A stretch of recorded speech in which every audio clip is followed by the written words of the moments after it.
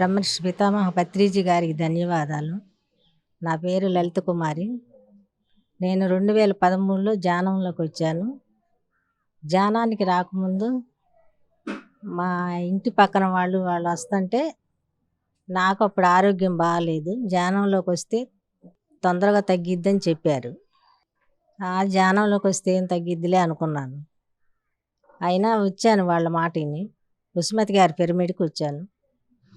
ధ్యానంలోకి వచ్చిన తర్వాత నాకు తెలిసింది అప్పుడు ధ్యానం వల్ల చాలా ఉపయోగాలు ఉన్నాయి. నేను ఎన్నో బాధలు మోకాళ్ళ నొప్పులతో ఎన్నో అనారోగ్యాలతో వచ్చాను, కానీ అవన్నీ తగ్గిపోయినాయి. అలాగే శ్రీనివాస్ సార్ గారి క్లాసులకి, అమావాస్య ధ్యానానికి, పౌర్ణమి ధ్యానానికి, దత్తక్షేత్రానికి అలా క్లాసులకి వెళ్ళేదాన్ని. ఆ క్లాసులకి వెళ్ళి అవన్నీ ధ్యానం ఇది నేర్చుకున్నాక సాత్విక గుణం అలవాటైంది. కోపం అనేది తగ్గింది. ప్రతి విషయాన్ని ఈజీగా తీసుకోవటం అలవాటైంది.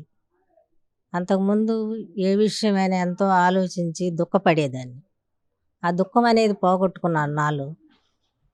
ధ్యానం అనేది చాలా ఒక ఎనర్జీ.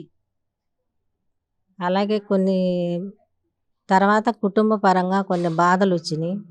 ఆ కుటుంబంలో నుంచి మేము విడిగా రావాల్సి వచ్చింది. అయినా ఆ దుఃఖాన్ని ధ్యానం వల్ల నేను మర్చిపోగలిగాను. పిల్లలందరూ బాగానే ఉన్నారండి. ధ్యానంలోకి వచ్చినాక మా మనవరాలు కూడా డాక్టర్ చదువుతుంది. మేము అనుకున్నట్టు వాళ్ళకి ఏదన్నా బాగోపోయినా నాకు ఫస్టే తెలుస్తుందండి.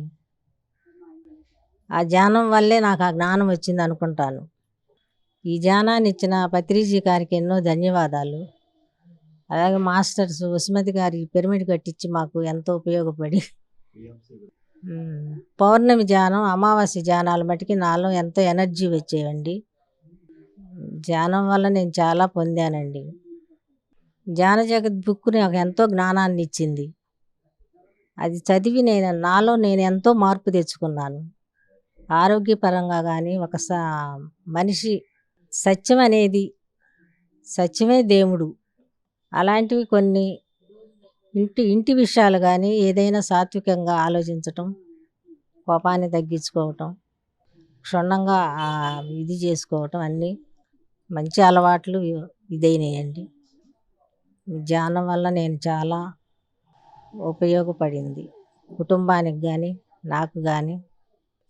ఉస్మతి గారి పిరమిడ్కి వచ్చి నేను ధ్యానం చేసినాక నాకు మోకాళ్ళ నొప్పులతో ఎంతో బాధపడేదాన్ని. ఆ నొప్పులన్నీ తగ్గిపోయినాయి. అంతకుముందు నాకు అనారోగ్యాలు ఏది తిన్నా అరిగేది కాదు.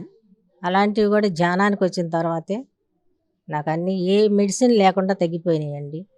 ఒక అమృత భాండాన్ని మనకు అందించారు. ధ్యానం అనేది ఎప్పుడు మర్చిపోమండి.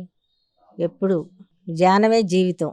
ఈ ధ్యానం గురించి పిఎంసి ఛానల్లో సీతాయనం నాకు చాలా ఇదిగా విన్నామండి.